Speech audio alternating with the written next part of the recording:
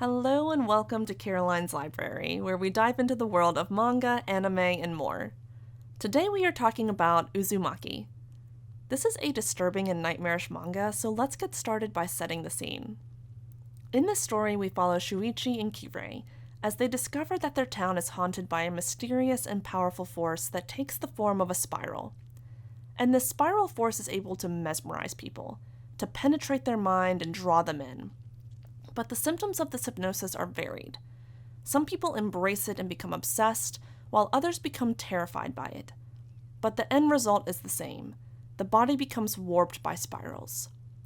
As for our two MCs, Shuichi seems to have some resistance or immunity to the spiral's power and tries to protect Kirei throughout the story as the spiral's influence intensifies. Once the scene is set and we understand the threat that this force represents, the story becomes more episodic, where each chapter becomes its own short story within the larger context of this contagion. And we experience scattered impacts and reactions to the spiral, like through a school rivalry, a forbidden relationship, and a pregnancy. Each chapter shows a variety of ways of how the spiral can take control and destroy a life. With these episodic chapters, it made the overarching story feel disjointed. You're unsure of how much time has passed since the start of this contagion. I wish the author had worked to connect these chapters so the reader had more plot context and the story was more cohesive. But as the story unfolds and the town experiences more and more horrifying events, we see how the town reacts to these shocking occurrences. And at first there are some odd reactions from the vast majority of the townspeople.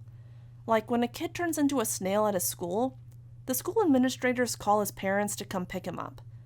And it makes you question the intelligence and common sense of this group. Are they ignorant? Are they unwilling to accept what's right in front of them? Or is this the curse's impact, influencing people's sense of judgment? Even Kirei, who's seen multiple horrifying occurrences with her own eyes, still questions at times if some of these events are actually caused by a mysterious spiral force. Luckily, Shuichi quickly understands what's happening in this town and desperately works to protect Kirei from its influence. It honestly made me feel bad for him as he's dealing with seemingly incompetent people who refuse to accept what's happening. But this ignorance or rejection soon become impossible as the curse's influence becomes undeniable.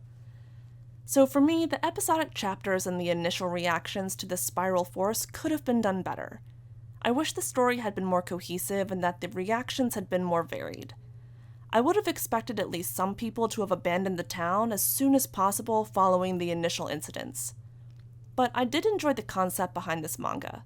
Instead of having a physical antagonist or an evil spirit haunting the town, this story has a unique take on a malevolent being.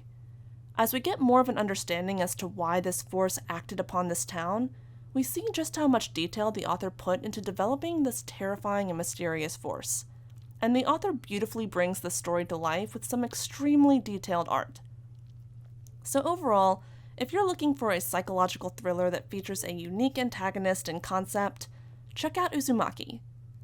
Thanks for popping on to watch this review. If you enjoyed it, be sure to like, comment, or subscribe for more content each week. And until next time, happy reading!